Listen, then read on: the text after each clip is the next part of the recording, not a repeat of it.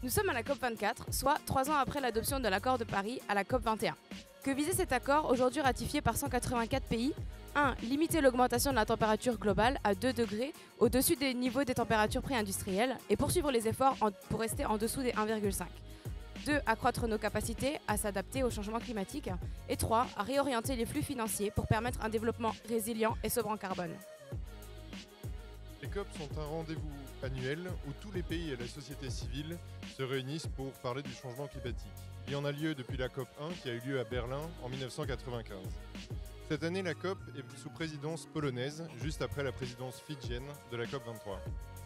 Depuis la COP 21, les négociations portent principalement sur les règles d'application de cet accord, c'est-à-dire son mode d'emploi. Par exemple, on va discuter et négocier sur les méthodes de comptabilité, des gaz à effet de serre, mais aussi de la finance, et aussi sur la façon dont les États doivent communiquer sur leurs engagements. Toutes ces négociations climatiques se basent sur les résultats scientifiques du groupement intergouvernemental d'experts sur l'évolution du climat. Son dernier rapport, le rapport 1.5 publié en octobre 2018, compare les impacts d'un réchauffement climatique de 1,5 degré par rapport à 2 degrés au-dessus des niveaux pré-industriels. Ce rapport a été demandé au GIEC par les parties signataires de la Convention cadre des Nations Unies sur le changement climatique, la CNUC, suite à l'inscription dans l'accord de Paris des objectifs de limite de température. Alors qu'est-ce qui en ressort? Tout d'abord, la nécessité d'une transition énergétique immédiate. Nous n'avons plus que 12 ans pour agir. Et ensuite, ce rapport prévoit qu'il y aura de très forts impacts à 1,5 degré, mais qu'ils seront tout de même moins forts qu'à 2 degrés. Les parties vont, à partir de 2020, appliquer leurs engagements. On parle de contributions déterminées au niveau national, NDCs en anglais.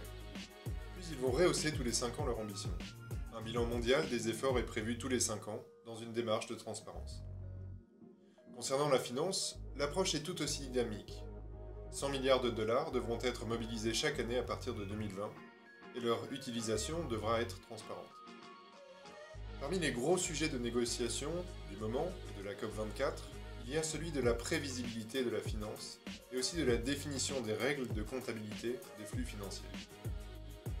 Autre chose qui est délicat à prévoir, les catastrophes naturelles et les phénomènes qui se manifestent lentement, par exemple la montée des eaux, qui engendrent des pertes économiques, humaines mais aussi culturelles.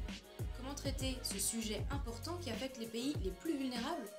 Pour l'instant, les négociations portent principalement sur les modalités d'assurance.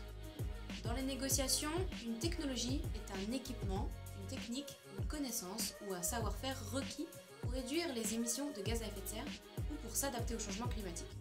Les États peuvent s'aider entre eux par un transfert de connaissances, on parle alors de renforcement de capacité, ou de savoir technique, on parle de transfert de technologie.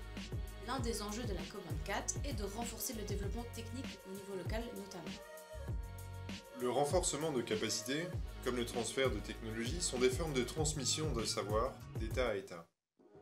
Il existe d'autres formes de transmission comme l'éducation, la participation du public, la transparence des négociations. Désormais, lors des négociations, les observateurs et les parties viennent échanger des pratiques et des méthodes sur différentes thématiques se rapportant à l'éducation au changement climatique, à l'accès à l'information, à la responsabilisation, et ce à tous les âges et pour tous les sexes. Par ailleurs, la première décision adoptée sur le programme de travail de l'accord de Paris porte précisément sur ce sujet. Ensuite, le dialogue de Talanoa est un format de dialogue facilitateur auquel participent les États et les acteurs non étatiques.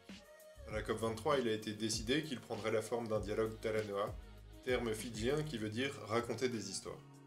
Il comporte une phase préparatoire, durant laquelle tous les États, les ONG et la société civile pouvaient partager des contributions sur le changement climatique. Plus de 200 contributions ont été reçues par la CNUC. Le dialogue rentrera pendant la COP24 dans sa phase politique, et il est prévu que le dirigeant fasse le bilan des engagements des États et décide de la suite. À la COP23 a été établi le plan d'action pour le genre qui conduit un atelier sur un large éventail de sujets, dont les impacts différenciés du changement climatique sur les hommes et les femmes, et à l'intégration d'éléments du genre dans les modalités d'application de l'accord de Paris, sur l'atténuation et aussi l'adaptation. Les ONG vont pousser notamment à la COP24 pour que le genre soit plus intégré dans les règles d'application de l'accord de Paris. À propos des peuples autochtones, à la COP21 a été décidé la création d'une plateforme pour renforcer la participation des communautés locales et des peuples autochtones dans les négociations. La structuration de cette plateforme est en discussion en ce moment même à la COP24. À la COP24, le premier atelier du programme de travail de Coronivia au sujet de l'agriculture structure le travail et définit comment on va utiliser les résultats. Concernant la forêt, puits de carbone majeur, les négociations portent sur la façon de compter leur capacité d'absorption. La présidence polonaise a d'ailleurs choisi d'insister sur l'importance des forêts. Pour terminer, nous allons donc suivre la COP24 à Katowice. Pour entrer dans les détails et vous faire découvrir le quotidien des négociations, nous allons publier plusieurs vidéos sur les différents thèmes de négociation, comme le genre, l'agriculture, la forêt, etc. Nous serons aussi disponibles pour répondre en direct à toutes vos questions sur les négociations, alors n'hésitez pas. Merci!